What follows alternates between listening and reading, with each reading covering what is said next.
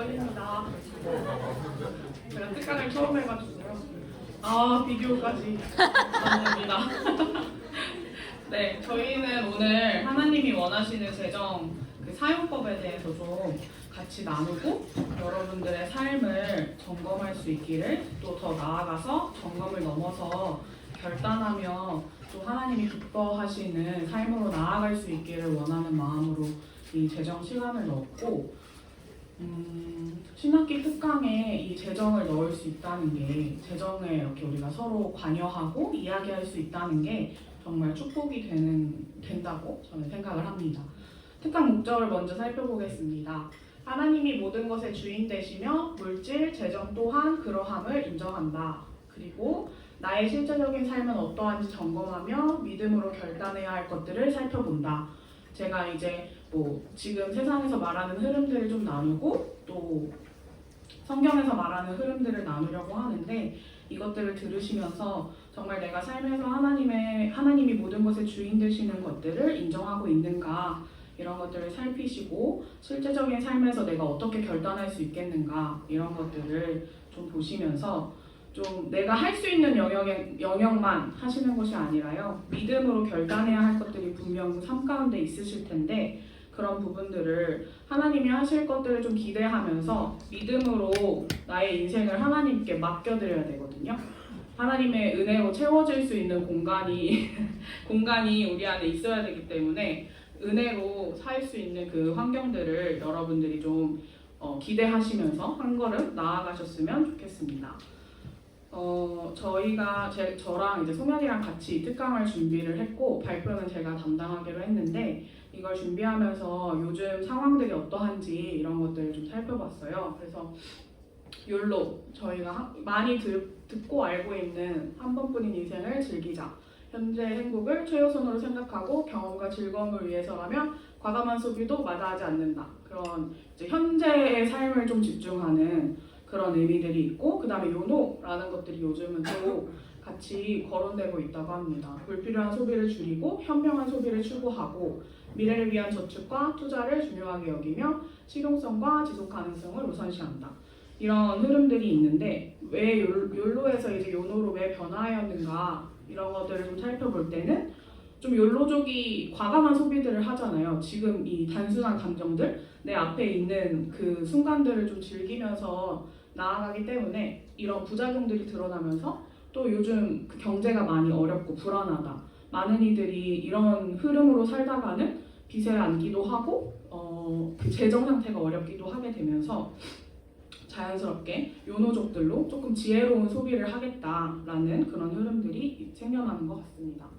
이것들을 보면서 우리 지체들이 나는 욜로는 좀 아닌 것 같고 요노는 아닌 것 같은데 라고 생각하실 수도 있는데, 사실 우리가 어떤 부분에서든지 다 이런 모양을 담고 있거든요. 그래서 하나님이 이제 나올 성경에서 말하는 재정의 흐름을 우리가 따르고 있지 않으면 어떤 부분에서는 욜로로 살아가고 어떤 부분에서는 요노로 살아가고, 내가 이거는 돈을 꼭 써야겠다 라고 생각이 들면 욜로처럼 마음껏 힘껏 다 해서 소비하고, 요노로서 이 정도만 해야겠다, 경조사들은 이 정도만 챙겨야겠다 라고 생각이 들 때 요노처럼 조금 이렇게 현명한 소비를 하자라는 이유로 지출을 좀 절제하고, 이런 흐름들이 욜로나 요노 이렇게 극단적으로 갈 수도 있지만 우리 삶 가운데의 균형을 좀 볼 때 어떨 때는 요노로 어떨 때는 욜로로 살 수 있는 것들을 보게 됩니다.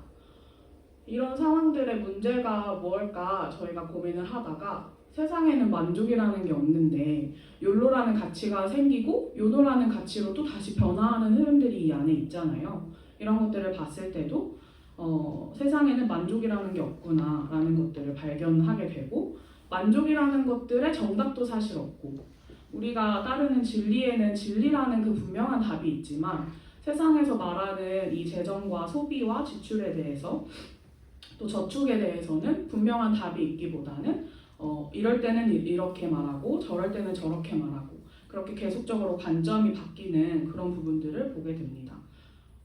네, 그리고 또 이 부분들을 우리가 좀 주관적으로 생각하게 될 때 어떤 사람은 욜로에 가깝게, 어떤 사람은 요노에 가깝게, 어떤 사람은 어떤 부분은 요노로 하고 어떤 부분은 요노로 살면서 서로의 삶의 모양들이 되게 달라지거든요. 그러면서 우리가 서로의 삶에 개입할 수 없는 나는 내 생각대로 하고 너는 내 생각대로 하고 있으니 우리가 서로의 인생을 건드릴 수 없다. 재정 가치관에 대해서는 공동체가 서로 건드릴 수 없다라고 여기게 되는 그러한 흐름들도 있습니다. 그래서 저희가 신학기 특강에 왜 재정을 하지? 라는 생각을 하는 지체들도 있을 수 있을 것 같아요. 하지만 하나님께서 재물을 어떻게 보시는지 또 공동체 안의 재물이 어떻게 흘러가는지 이런 것들을 좀 생각을 해보시면서 하나님의 자녀로 모인 우리가 하나님의 원하시는 그 재정을 사용하는 그런 지체들이 되기를 원합니다. 모으는 쪽을 선택한 사람들을 저희가 좀 생각해 봤을 때 돈을 모으기에 유리한 직업이나 환경을 위해서 열심히 공부한다거나 자격증을 딴다거나 스펙을 쌓는다거나 이런 열심들이 있겠구나 생각하게 됐고, 노동을 넘어서 노동하지 않고 돈을 버는 구조를 위한 노력들, 이제 그냥 시간은 한정되어 있으니 그 시간을 넘어서 알아서 돈을 버는 구조들을 우리가 생각을 하게 되고, 그렇다 보니까 고수익을 위한 꼼수들을 저희가 부리게 되죠. 주식 투자를 한다든지 비트코인을 한다든지 경매 시장을 따라다닌다든지 부동산 투기나 투자 등을 통해서 내가 굳이 노동을 하지 않더라도 돈이 벌어질 수 있도록 그렇게 모으는 쪽에 좀 생각을 하는 또 관심을 두는 그런 사람들을 볼 수 있습니다. 이런 쪽에 이제 사람들의 극단적인 예시를 제가 생각해 봤을 때는 그 인류의 재난이나 전염병들이 돌 때 그 기사들 중에 뭐 인류 재난, 뭐 어떤 전염병으로 인해서 어떤 주식이 상승했다라는 기사를 볼 때 이제 제가 너무 마음이 힘들거든요. 어떤 사람은 어떤 질병으로 인해서 죽어가는데 그 주식을 샀어야 되는데 그 주식을 내가 못 샀네 라는 그런 흐름들로 사람들이 누군가의 죽음이나 고통을 어떤 자신의 그냥 재정 수단으로만 이용하게 되는 그런 흐름들이 세상에 있는 그런 모습들을 좀 보게 됩니다. 그리고 또 쓰는 쪽을 선택한 사람들을 살펴보려고 합니다. 앞으로의 인생이 어떻게 될지 모른다. 절제한다고 해서 넉넉해지지 않는다. 뭐 이렇게 그 밑빠진 독에 물 붓기라는 표현이 제일 좀 정확할 것 같은데, 뭐 월급은 정해져 있는데 뭐 아등바등 모은다고 해서 서울에 아파트 살 수 있느냐, 적당히 벌고 쓰고 살자 이런 생각들 있을 수 있겠고, 자신의 만족을 위해 하고 싶은 대로 소비하면서 세상의 유행을 따른다. 또 이제 청년의 이때에 한 번뿐인 인생 돌아오지 않는데 하나님의 나라의 일을 이렇게 하기보다는 이 나의 멋짐과 나의 젊음을 발산하겠다라는 흐름 가운데 어떤 유행하는 것들을 다 하고 싶어하는 그런 심리들이 우리 안에 있고, 자신을 향한 보상 심리들, 고된 직장 생활, 어려운 뭐 가족 생활, 또 친구 관계에서 스트레스가 있을 때 우리가 나를 향해서 보상 심리를 발동을 시키죠. 그래서 좋은 식당을 가기도 하고, 좋은 카페에 가기도 하고, 또 어떤 이렇게 예쁜 옷들을 충분히 풀로 사서 기분을 내기도 하고, 또 휴가로서 해외여행을 가야겠다, 돈을 왕창 쓰고 오겠다 이런 생각들을 우리가 할 때도 있고, 더 나아가서는 차를 과하게 사서 이제 내 월급으로 감당할 수 없는 그런 수준의 차를 사거나 아니면 명품을 열심히 모아서 그 명품에 이제 만족감을 느끼게 되는 그런 삶들을 보게 됩니다. 그러니까 결국엔 이런 마음들 가운데 사단이 우리를 미혹하고 있다. 더 모아야 한다고 우리한테 속일 때도 있고, 더 써서 나를 드러내고 나를 채우라고 속일 때도 있다라고 생각을 했는데요.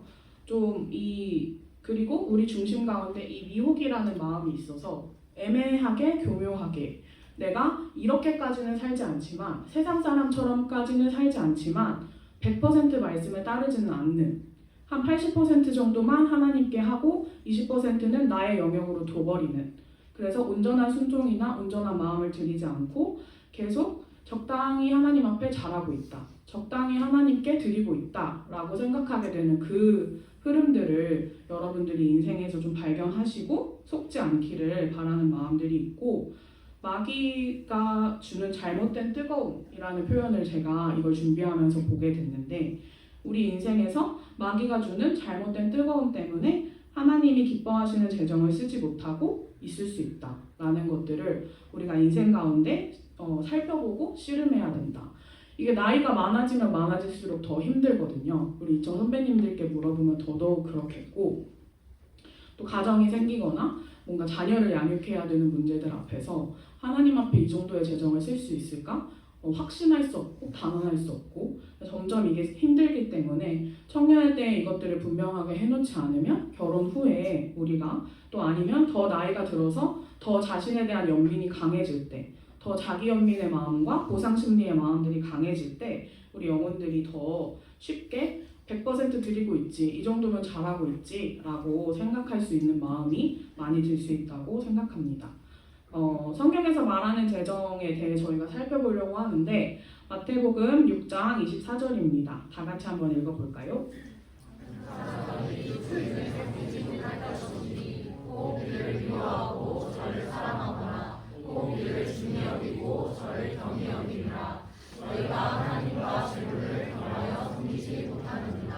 아멘. 네.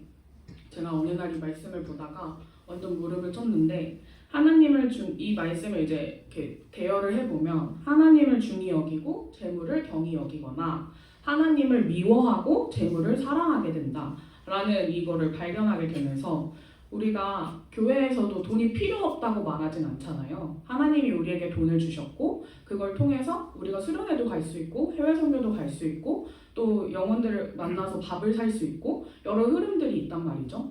교회에서 돈이 필요 없다고 말하는 게 아닌 것을 여기서 분명하게 드러내고 있다는 생각이 들고 하나님을 중히 여길 때 재물에 사로잡히지 않고 하나님이 주신 재물이라는 걸 인정하면서 재물을 하나님이 주신 것임을 인정하면서 사용할 수 있는 그 은혜가 우리한테 있고 그리고 재물을 사랑하게 됐을 때 하나님을 미워하게 되는 이 재물 내 건데 하나님께 드릴 수 없다.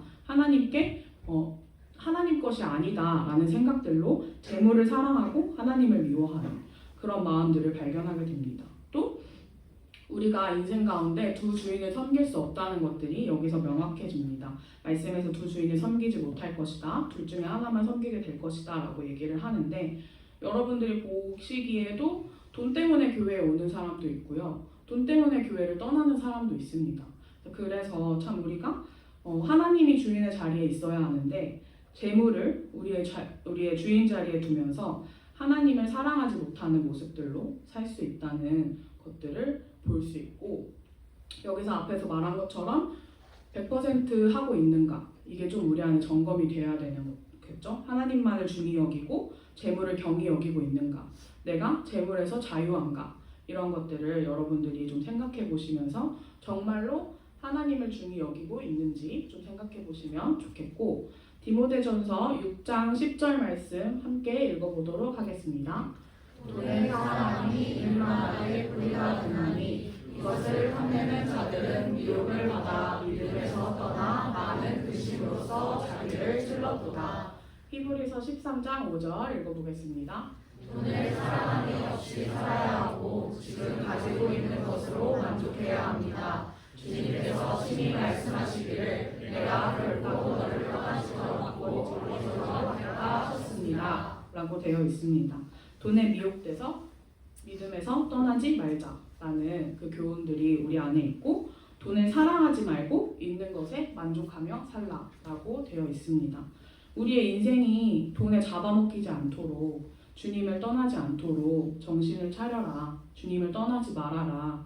라는 것들을 여러분이 말씀을 기억하시면서 얼마나 돈이 우리에게 미혹을 줄 수 있는 강력한 무기, 강력한 죄, 강력한 것들인가, 강력한 존재인가 이런 것들을 좀 생각을 하면서 충분히 우리가 미혹될 수 있는 인생임을 인정을 하셔야 돼요. 나는 괜찮을 거라고, 나는 이 부분을 잘 할 수 있을 거라고 생각하시면 안 되고 말씀에서 끊임없이 돈을 하나님의 자리에 놓고 비교하고 있거든요. 그렇기 때문에 우리 안에 경계와 우리 안에 그 생각들, 내 삶들을 살피는 그러한 흐름들이 있습니다. 그래서 서로의 지체들을 서로 살펴주면서 이 영혼이 지금 돈에 잡아먹히고 있는 게 아닌가, 돈에 이렇게 휩쓸려가고 있는 거 아닌가라는 것들을 함께 알려줄 필요가 있습니다.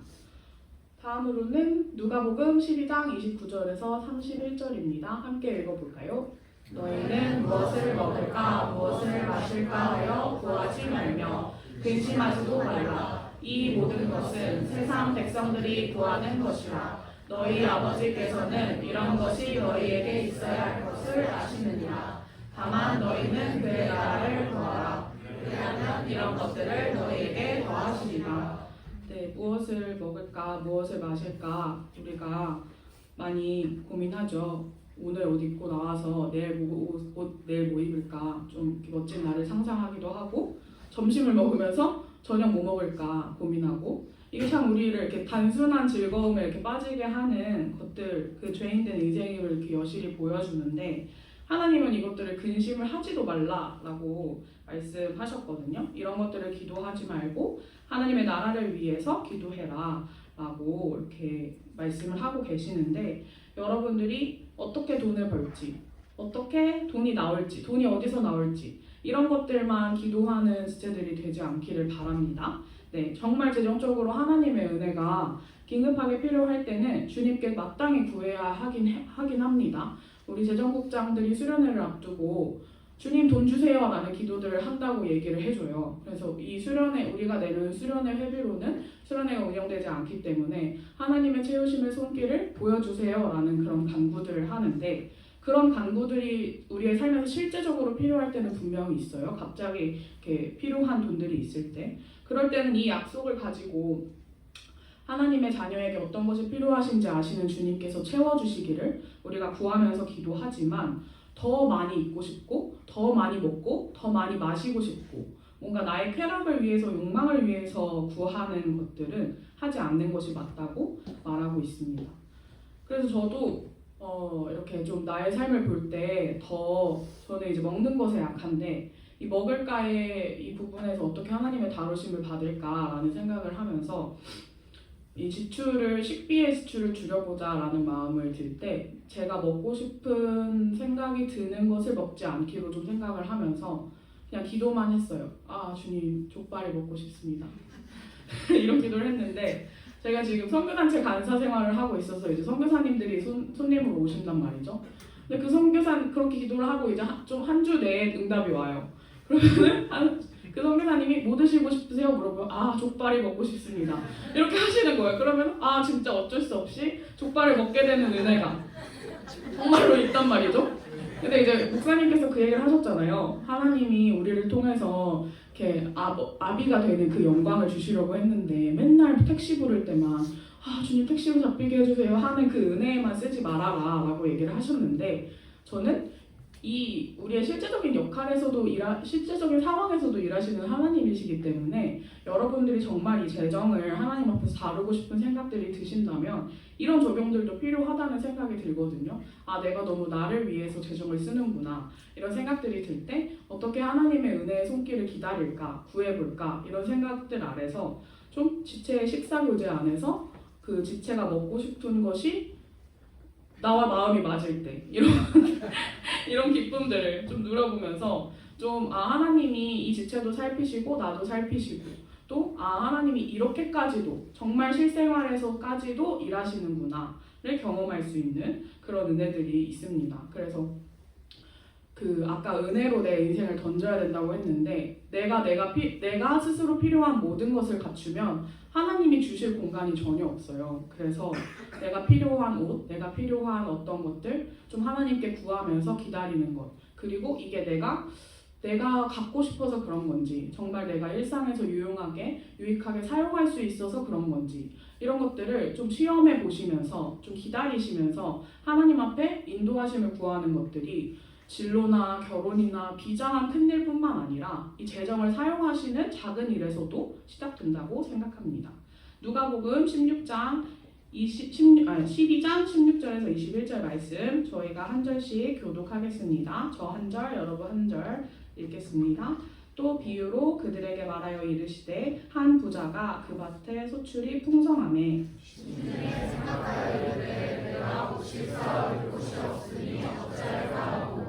또 이르되 내가 이렇게 하리라. 내 곳간을 헐고 더 크게 짓고 내 모든 곡식과 물건을 거기에 쌓아두리라. 또 내가 내 영혼에게 이르되 영혼아 너의 쓸 물건을 많이 쌓아두었으니 평안히 쉬고 먹고 마시고 즐거워하자 하리라. 하나님은 이르시되 어리석은 자여 오늘 밤에 내 영혼을 도로 찾으리니 그러면 내 준비한 것이 누구의 것이 되겠느냐 하셨으니 자기를 위하여 주를 쌓아두고 하나님께 대하여 보여하지 못한 자가 너와 같으니라. 네, 여기서 재정을 어떻게 모을까 고민하고 있는 우리의 모습을 짚어주고 계십니다. 하나님은 재물을 하나님의 영광을 위해서 사용하기를 원하시고 우리에게 재물을 주셨는데 하나님의 나라를 위해서 사용하려고 재물을 주셨는데 우리가 때때로 천년만년 살 것으로 생각하고 재정과 재물을 모으고 있지는 않은지 하나님이 주신 목적대로 사용하는 것이 무엇일까라는 고민들이 성도들 안에 있어야 하거든요. 그 중심들, 그 마음들이 이 삶의 고민들이 우리 안에 필요합니다. 네, 그리고 우리들의 실천을 살펴봐야 되는데요.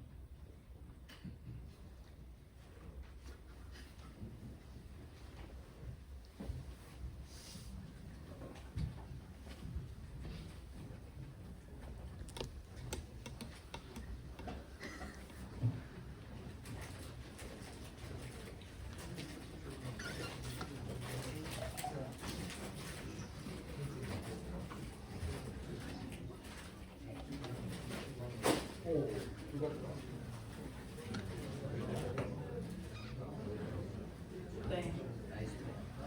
역대상 29장 11절에서 12절 말씀입니다. 함께 읽을게요. 여호와여 위대하심과 전능과 영광과 승리와 위엄이 다 주께 속하였사오니 천지에 있는 것이 다 주의 것이로소이다. 여호와여 주권도 주께 속하였사오니 주는 높으사 만물의 머리이심이니라. 그와 귀가 주께로 말미암고 또 주는 만물의 주제가 되사 손에 권세와 능력이 있사오니 모든 사람을 크게 하심과 강하게 하심이 주의 손에 있나이다.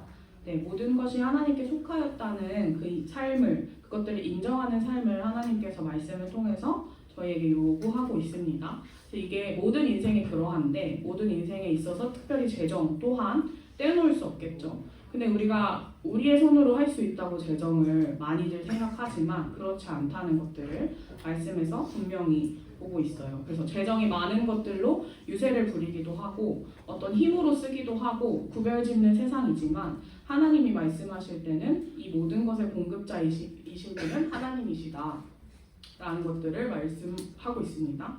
그래서 용돈 주시는 어머니가 월급을 주는 사장님이 나의 주인이 아니다. 그냥 통로이다. 라는 것들을 기억하시면서 하나님의 뜻에 맞게 사용하기를 원하고 이런 것들을 우리가 잊어버리게 되는 이유들은 세상의 흐름 가운데 이 돈이 우리에게 안전과 평화, 또 안전들, 또 기쁨들을 가져다 줄 것이라고 그것들 돈으로 이러한 것들을 얻을 수 있을 거라고 착각하기 때문인데 사실 현실에 대한 안전이나 미래에 대한 안전 그런 것들이 말씀에서는 분명히 그렇지 않다고 말씀하고 계시고 우리의 열심, 우리의 노력들로 이것들이 얻어지는 것이 아니라 하나님이 주인이 되는 그 삶을 인정하고 받을 때 하나님께서 공급하신다고 분명히 말씀에서는 말씀하고 있습니다.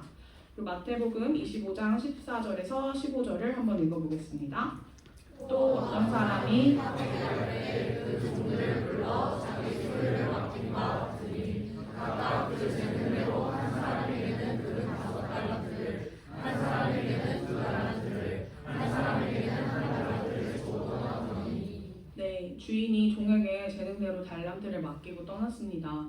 앞에서 말한 이 주인은 하나님이시겠죠? 네, 이제 맡긴다는 건데 이거는 뭔가 양도나 증여가 아니라 그냥 대여라고 보셔야 될 것 같아요. 맡기는 것. 우리한테 소유권은 없고 하나님이 우리한테 맡기셨다. 잠시 맡긴다. 다시 오셔서 주님 가져가시고 정산하실 것이다. 라는 흐름인데 이 성경에서 맡기는 자를 말할 때 청지기라는 표현을 쓰거든요.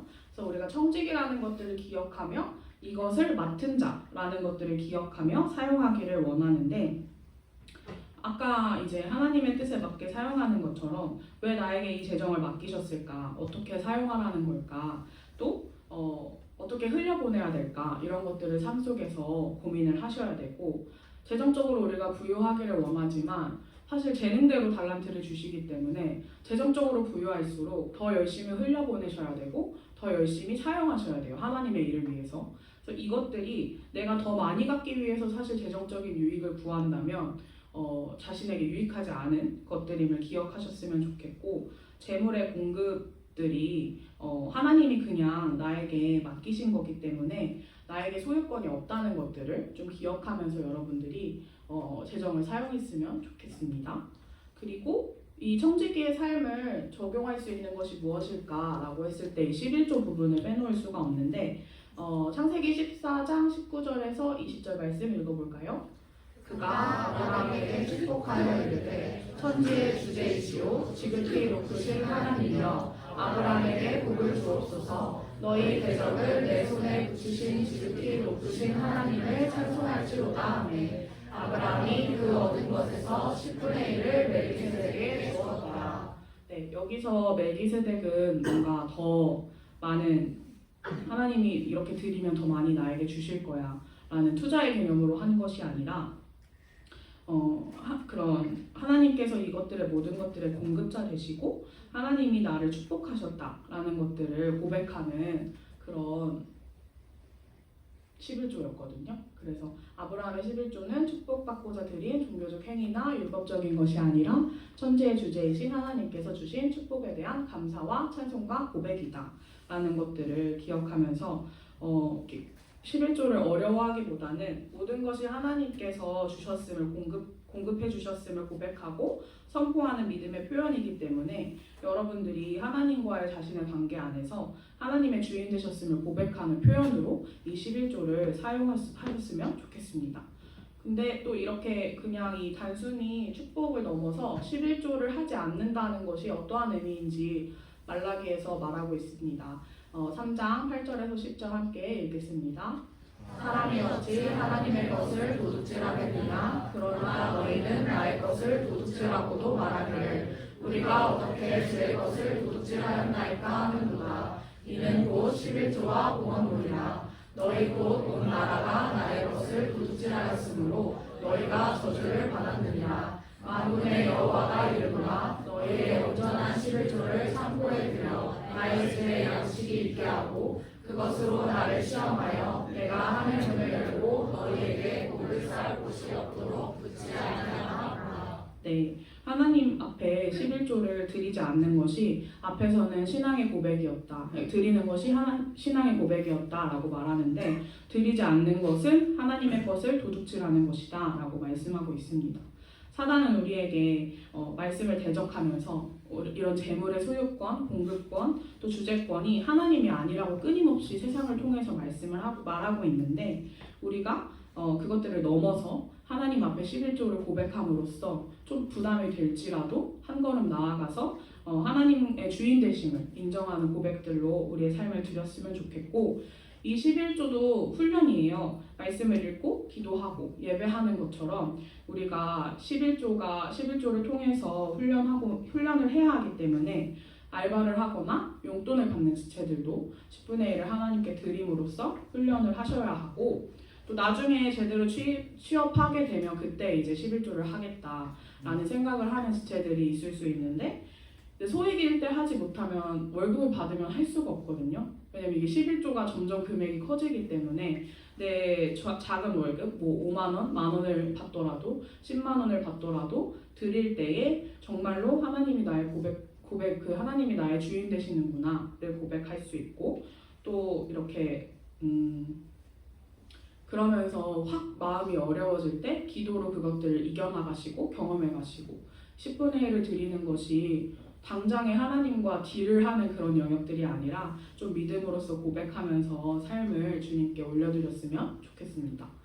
그리고 디모데전서 6장 6절에서 8절 함께 읽겠습니다. 그러나 자족하는 마음이 있으면 경건은 큰 이익이 되느니라. 우리가 세상에 아무것도 가지고 온 것이 없음에 또한 아무것도 가지고 하지 못하리니 우리가 먹을 것과 입을 것이 있은즉 족한 줄로 알 것입니다. 네, 자족함을 누리는 건데요. 우리가 이제 사도 바울이 말하는 자족해야 할 이유 두 가지를 여기서 발견할 수 있습니다. 재물에 대한 자족은 경건에 이르는데 유익하다. 재물 자체로는 경건에는 아무 도움이 되지 않지만 소유와 재물에 대한 태도를 온전함에 이르는 데 유익이 되는 중요한 그런 도구로 사용할 수 있는 거죠.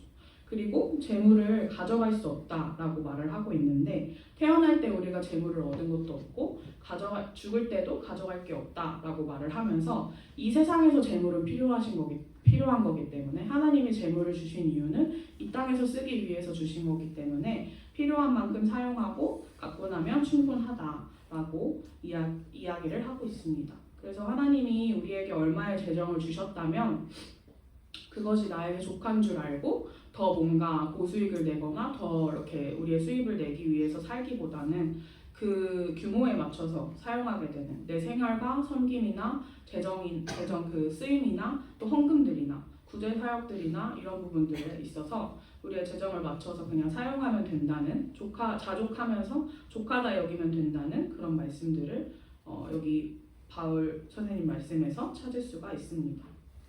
네, 그래서 저희가 좀 스스로 필요한 건가 필요하지 않은 것인가 이런 것들을 좀 점검하면서 절제를 요구할 때 경건의 유익이 임하는 경건의 유익을 얻는 그런 것들이 되고 또 재정으로 얻을 수 있는 것들이 있지만 내 돈으로 충분히 살 수 있는 것들이 있지만 이런 것들을 없어도 살기에는 어렵지 않다라고 할 때 하지 않는 것 경건과 절제를 배우는 그런 법들을 여러분들이 배워가셨으면 좋겠습니다.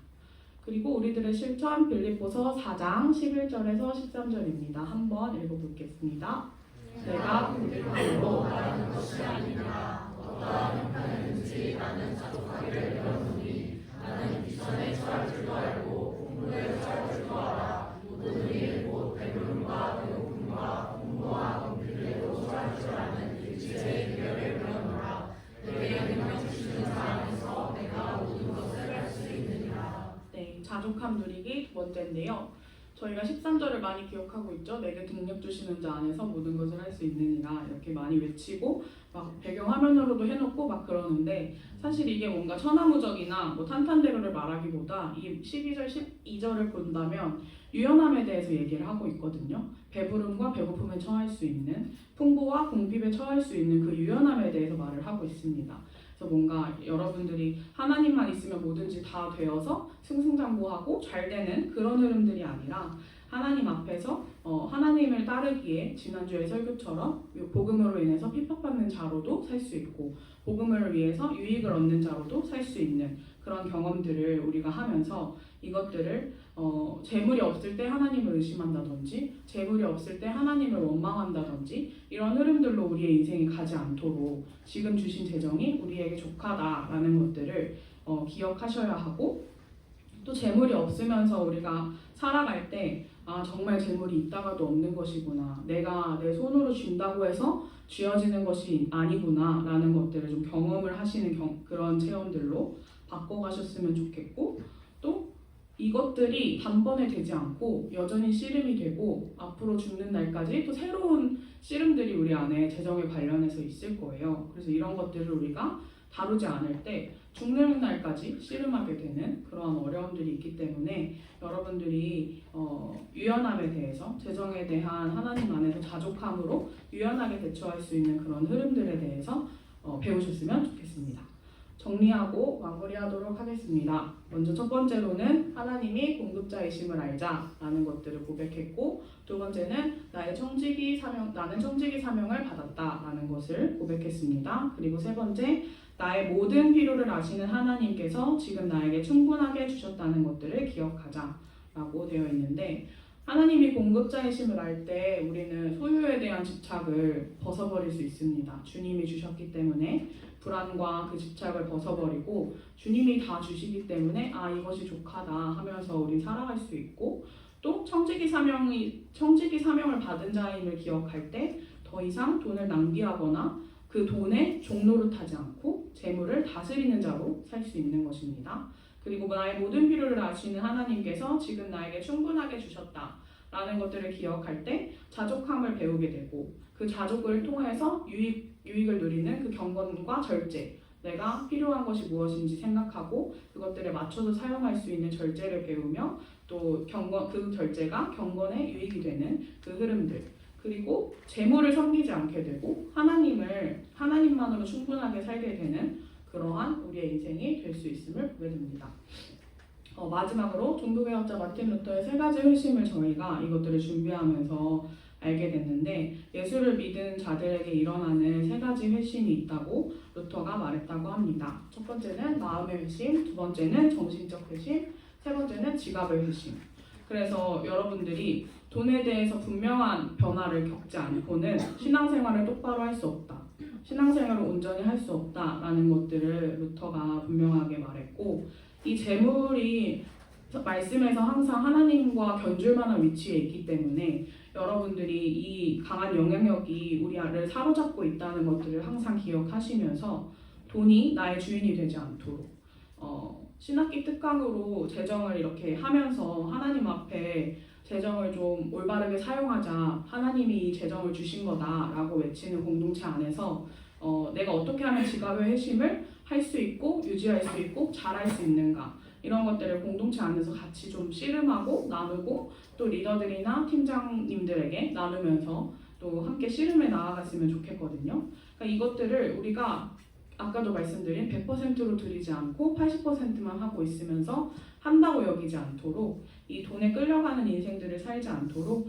여러분들이 좀 살폈으면 좋겠습니다. 그래서 여기 앉아서 잠깐 핸드폰 보면서 무엇을 살지, 무엇을 살까, 뭘 먹을까 이렇게 고민하는 것들, 또 갈릴리 체프를 나가면서 지갑의 회심과는 멀어지고 사단이 나에게 주는 어떤 사고 싶은 것들, 갖고 싶은 것들, 먹고 싶은 것들에 미혹돼서 확 마음이 일렁이는, 그 유혹에 흔들려 버리는 그런 중심들을 또 우리가 경계하면서 여러분들이 이것들을 들으시고 어떻게 청지기로 살 수 있을지, 어떤 삶이 하나님을 인정하는 삶일지, 이런 것들을 공동체와 함께 나누고 다뤄갔으면 좋겠고, 또 본인 안에서 고백되어지는 것들을 함께 나누고, 또 예상되는 씨름들이 있을 거예요. 내가 유독 연약한 부분들, 내가 이 부분에서 재정을 쓰는 것을 잘하지 못하는구나, 이런 것들이 모든 영혼들에게 다 있을 텐데, 이런 것들을 이렇게 수치로 여기거나 어려워하지 않고 그것들을 나누면서 함께 씨름하는